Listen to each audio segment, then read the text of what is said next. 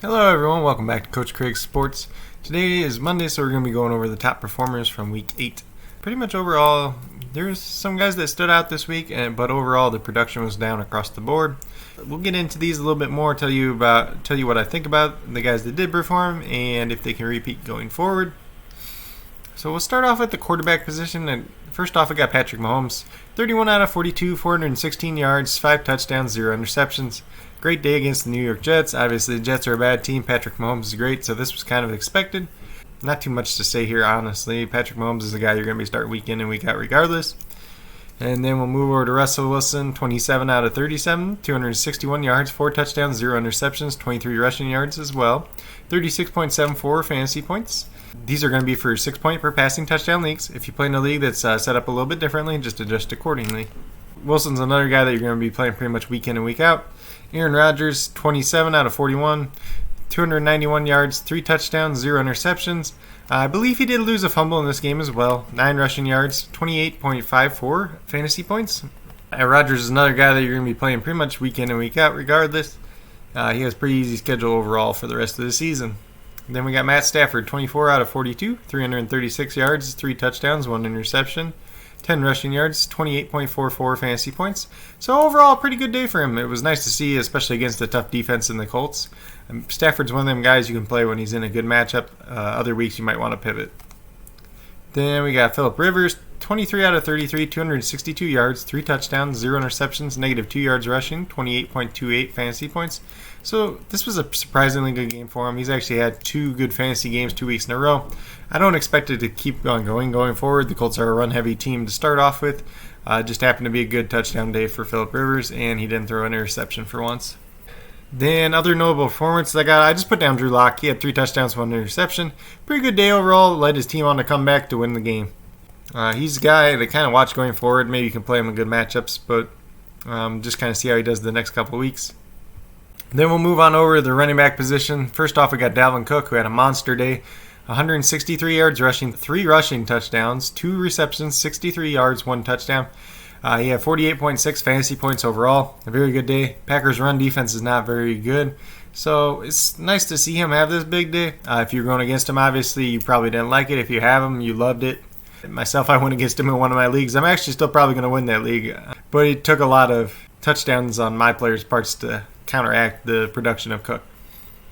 Then we got Alvin Kamara. He had a decent game, nothing overall too great. 67 yards, 9 receptions, 96 yards, 25.3 fantasy points. His number is a little bit inflated because this is the PPR scoring, so for play in a league that's not PPR or half-point PPR, just adjust accordingly.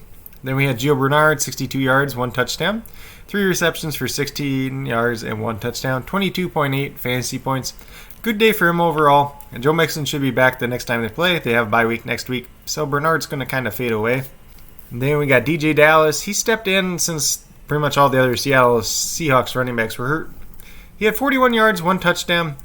He didn't have the greatest efficiency. I believe he had 18 carries for 41 yards, so that wasn't too good. 5 receptions for 17 yards and 1 touchdown. 22.8 fantasy points as well. Last but not least, for the top 5, we got Nyheim Hines. He had 8 yards rushing, 3 receptions for 52 yards, and 2 touchdowns. So the 2 touchdowns are really what put him over the top. He had a similar week 1.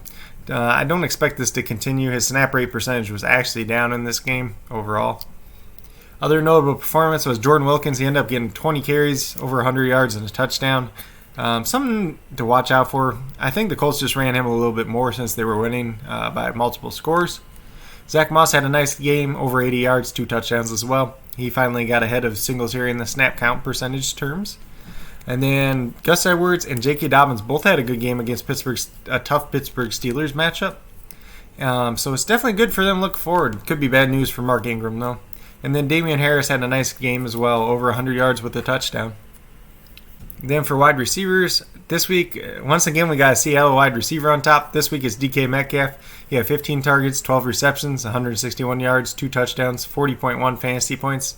So apparently San Francisco tried to take Lockett away because he had the big game last week, and Metcalf benefited from that. You might see this going back and forth as the season goes along. Both wide receivers are very good. So don't be surprised if they both have more finishes like this. Once again, Davante Adams is the number 2 wide receiver on the week. 12 targets, 7 receptions, 53 yards, 3 touchdowns, 30.3 fantasy points. So his yardage wasn't there as much, but he's definitely a touchdown scoring machine. He's really the only wide receiver in Green Bay at this point in time, unless they trade for somebody. So just expect him to keep this up, honestly. Robert Woods had a very solid game. 8 targets, 7 receptions, 85 yards, 1 touchdown. He had 2 carries for 9 yards and a rushing touchdown as well. 28.4 fantasy points.